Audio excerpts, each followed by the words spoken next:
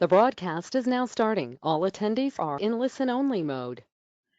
Good morning or good afternoon, everyone. Thank you so much for joining today's webinar.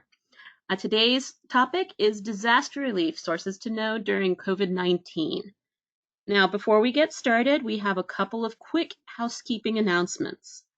The first announcement, you may have noticed that you're currently in listen-only mode. This is to ensure that everyone has a chance to hear the presentation. However, you can still ask questions during the presentation. Questions delight us. To ask questions, on your GoToWebinar pop-up, which should still be on your screen, there's a questions button. Enter your question there, and we'll be delighted to respond to it. Our second announcement. Today's session is an informational webinar. It is not set for CLE credit. There is no pre-granted CLE credit for today's session. All right, with those two important announcements taken care of, I'd like to introduce our presenter for today. Ken Strickland is our wonderful reference attorney and a member of our fast-paced outreach team. Ken, I'm going to go ahead and turn it over to you. All right, everyone, welcome. As you can tell by the title on the screen, today we're going to be talking about some useful sources for really surviving in the world of law during COVID-19. So what are ways we can protect our mental health? What are ways that we can read up on some additional secondary materials about COVID's impact on our legal market? What are ways that we can even get some financial relief for our law firms, our legal entities, our legal nonprofits, whether you are a one-person firm or a 400-person firm? So we're going to do a nice brief overview. We should plan to be here 30 to 40 minutes. And this presentation, I'll also be sending it out. There will be on the front page a link to a recorded version of this presentation as well. And then within the presentation, I'm also going to have some nice links for you for kind of more expanded explanation of relevant sections. So with that being said, let's dive right in.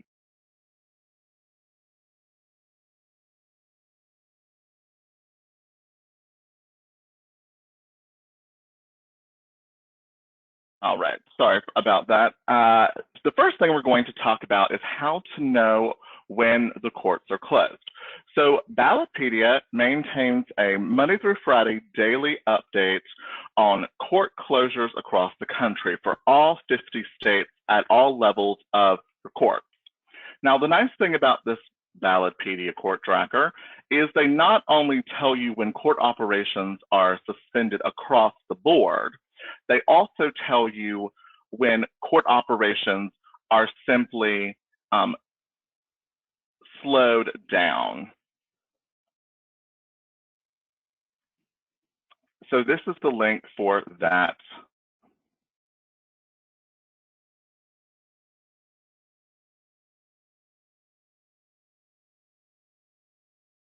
All right, everyone, bear with me just a moment. I'm having some technical difficulties.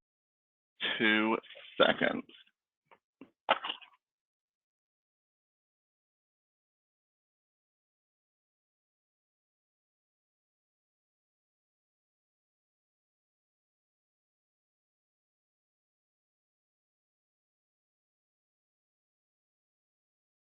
While we're getting that technical difficulties taken care of, just as a reminder, we have a couple of people who joined us a little bit late. Today's session is an informational webinar.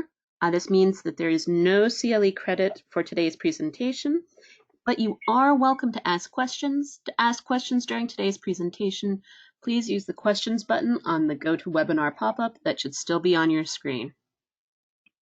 All right, everyone, I think I am back. Sorry about that. Can everyone hear me well? Aaron, can you confirm that we're hearing? You're good to go, Ken. All right, perfect. So now moving on to the kind of big question about our recent Debt Relief Legislation Act, the CARES Act. So the nice provision in the CARES Act we have is going to be our stimulus checks. So stimulus checks are to be sent out for people that filed 2018 and 2019 taxes starting April 9th.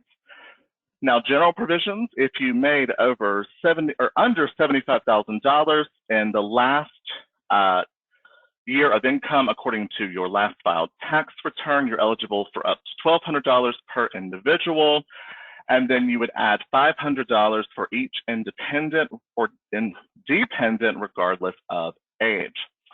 The nice thing about the change from the CARES Act is now individuals on Social Security as well as our retirees are eligible. I've also attached a link here for the full provisions and a Q&A from the IRS for your reference.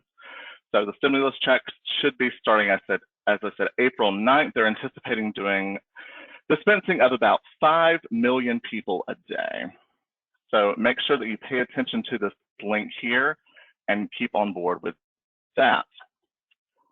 Now let's talk about some bigger sort of financial relief opportunities for those who work within legal entities. Now, when I talk about these kind of next 3 slides, I'm not referring just to financial relief for law firms, whether you are a legal nonprofit, a law firm, or a different type of legal entity. All of these financial relief provisions are available for you. The 3 biggest are going to be our SBA Economic Disaster Relief Loan Program, our Paycheck Protection Program, and the smaller, or I guess the less known one, which is going to be the Employee Retention Credits. So the first one, the one that ultimately is going to give us the most protection for our law firms and our legal entities is going to be our Paycheck Protection Program loans. Now, allow me to really emphasize the SBA and the CARES Act refers to this as PPP loans. However, it is more accurate to refer to this as a PPP grant because in 99% of cases, these loans are going to be forgivable, 100% forgivable. Now, what the PPP program is going, or the PPP loan program is going to do is it's going to cover up to $100,000 per person within your legal entity to help cover lost income. Now, you will also be able to take out a portion from this program to cover rent, your mortgages, your interest associated with rent and mortgages, as well as pay your utility bills. Now, the caveat is that you cannot, if there's any evidence across the board that a single person from your entity has been laid off, these loans that are typically forgivable then become only 50% forgivable. So make sure that you remember that that's kind of the big warning or disclaimer in the room is the purpose of this program is to make sure no single person loses their job during the kind of economic downfall as a result of COVID-19. Now, even single person legal entities can apply. So if you are a lawyer working for yourself, you are still eligible. If your firm is set up as a sole proprietorship, your application for this program begins today. If you are set up as self-employed, your application process window will open on April 10th. Now, with this program, you do not apply directly through the SBA. It's hosted by the SBA, but you do not apply directly through the SBA.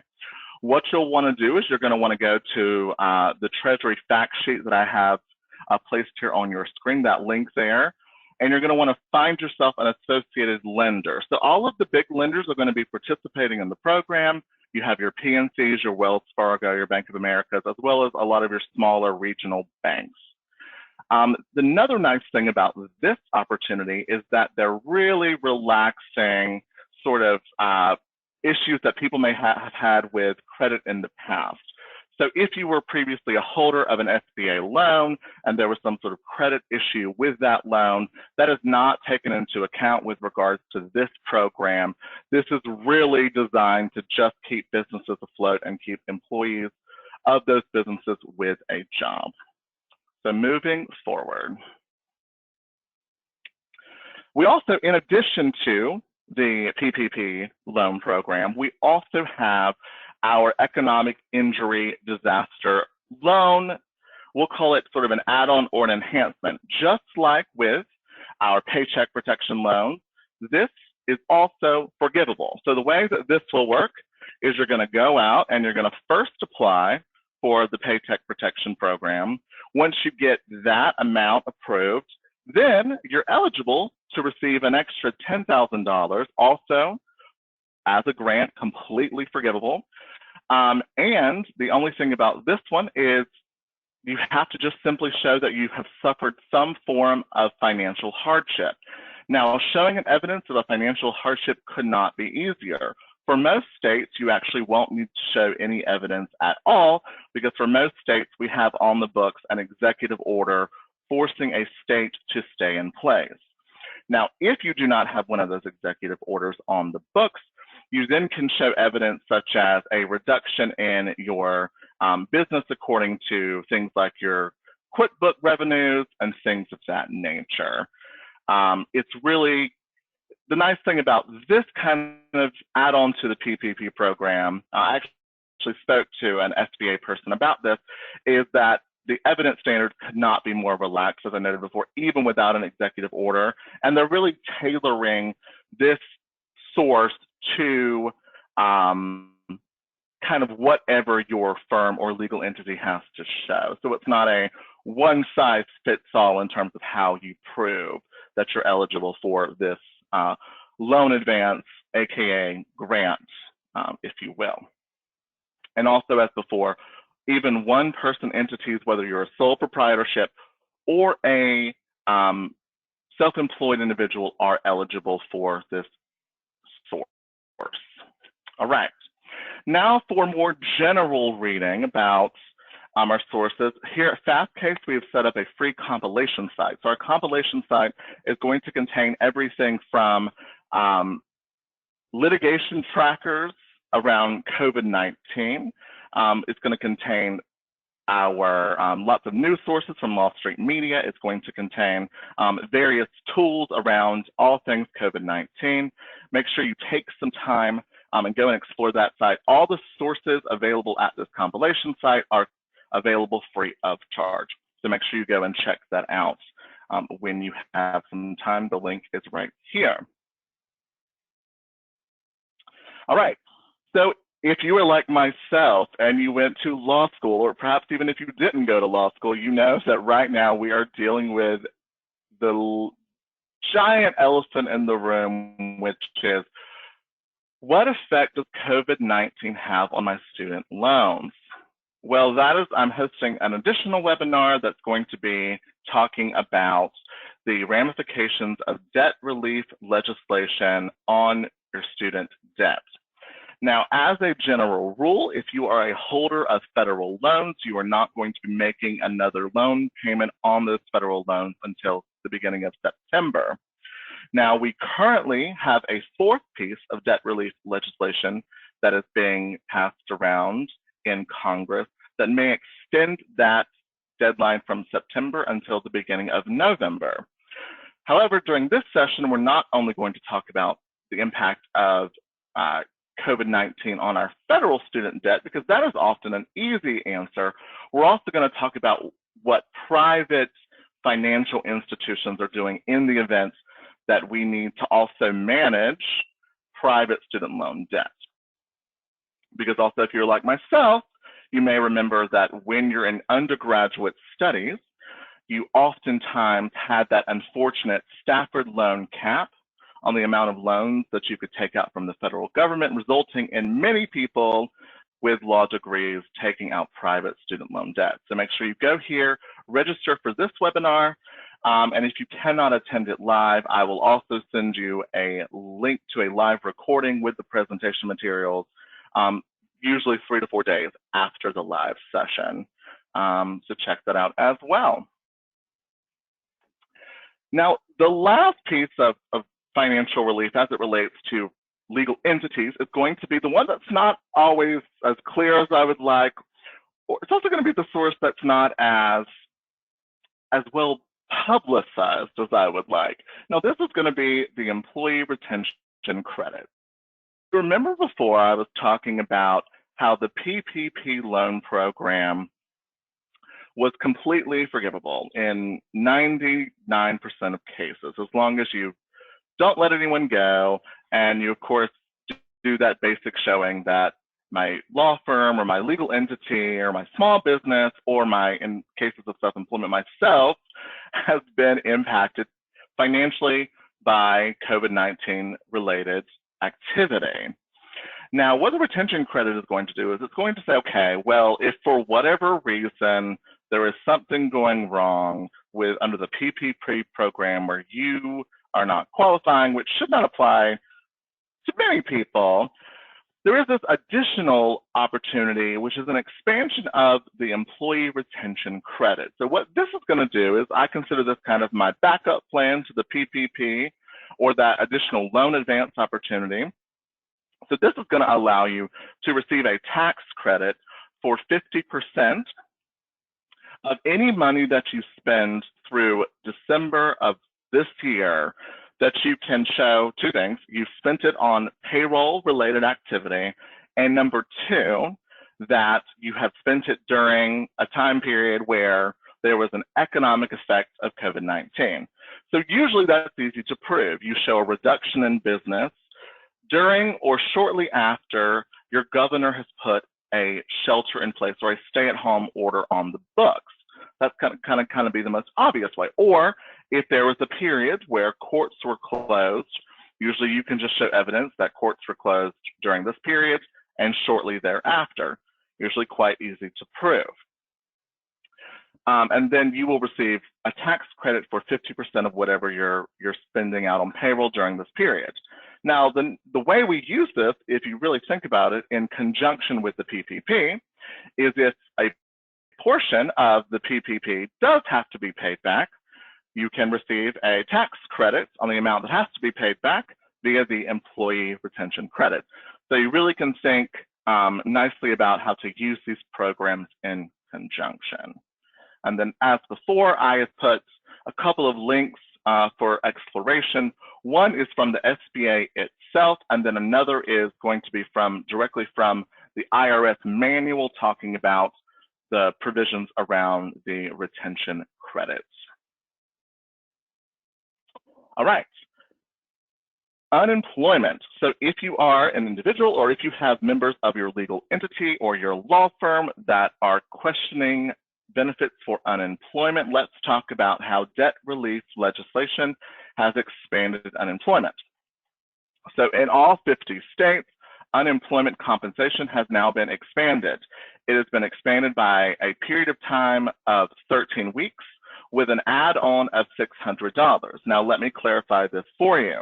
When we say an add-on of 13 weeks, that is 13 weeks beyond the period of time that you could receive unemployment normally within your state. So if you are in a state where you could receive 12 weeks of unemployment at $400 a week, you're now able to receive unemployment for 25 weeks at a rate of up to $1,000 a week. So the $600 add-on, as I note here, cannot reduce the normal unemployment compensation for which you are eligible under your state's calculation. So allow me to really emphasize that, because that has been a point of contention for many people when they're concerned about, am I eligible for unemployment compensation? Now, the nice thing about the CARES Act and its impact on unemployment compensation is also this. You can use unemployment compensation or this expansion under the CARES Act to compensate yourself for a reduction in business, because now they've applied relaxed standards for all 50 states.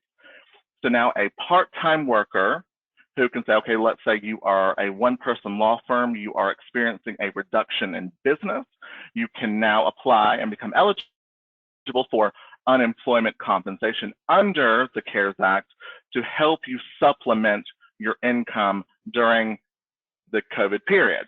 Now, these sort of expanded accesses to funding and unemployment compensation are going to be covered through activity through the end of July of this year. And I put the full Department of Labor guidelines, if you want some further reading, at the link here at the bottom. They just came out yesterday. They're a little bit tedious, but as most people in this room are legal types, you may, like myself, really enjoy all of the nice detailed aspects of the DOL guidelines. All right. And then one of the last areas is mental health. It's so easy during times like these to really neglect the fact that we have to take care of our minds, and we are legal types, so our minds are incredibly important. As a result, I have placed another link here to this beautiful American Bar Association mental health site that's going to provide you with everything from videos on meditation to recordings to help you sleep to guides on how to communicate with law firm employees during times of kind of social distancing, to even links for free mental health counseling from some of the ABA partners. So this is one of those areas to make sure you really check it out. I have used a number of these videos to kind of cope with the insomnia associated with working from home within 4 lines, or 4 lines, 4 walls, excuse me, which I guess if you're at the box, it still has 4 lines. But make sure you check out this link as well. Do not neglect self-care and your mental health. It's extremely important because we could be staying at home for at least a few more weeks. Now, last but not least, let's talk about next steps for debt relief legislation. If you are a sort of congressional or a politics or a legislative tracking, legislative history obsessed super fan like myself, I am also hosting a webinar on April 15th. We are going to talk about all 3 current active debt relief acts, including the CARES Act. And then we're also going to be providing a live update on the current progress toward a 4th. I do not anticipate passing a 4th or Congress passing a 4th act because currently they are out of session until April 20th. Just like with the student debt session, if you cannot attend the webinar live, register with your preferred email address, and I will send out a video link at the end of this session. So make sure you check that out and you register right with the link in this presentation.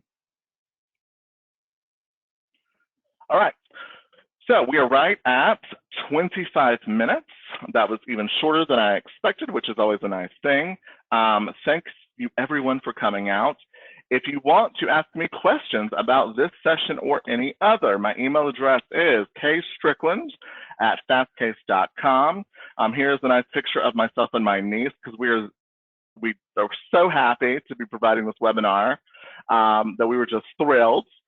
So I will send out this presentation with a video recording. I'm going to spin it back over to Erin to see if she has anything else to add. Otherwise, enjoy your Friday, wash your hands for 20 seconds or more, and stay safe. All right, back to you, Erin. Anything to add? Yes, we do have a question from the audience. The Perfect. question was, can you get relief for 1099s who regularly do work for you? Absolutely. So the unemployment compensation programs, the Paycheck Protection Program, and even that that emergency kind of loan advance all allow you to take into account income paid out to 1099 individuals who regularly do work for you. They will calculate the amount on an annual basis. So just make sure you are looking at that kind of from that aggregate number. Perfect. All right. Well, that was an excellent presentation. And again, I encourage any questions that you might have. You can also reach out to the main support team. Our email address is support, that's SUPPORT, @fastcase.com. Or if you're logged into the Fastcase system, you can always use the chat program that's in the bottom corner of your screen to chat live with any of us, including our presenter today, Ken Strickland. Thank you so much for attending today's presentation. We hope you'll join us for future webinars.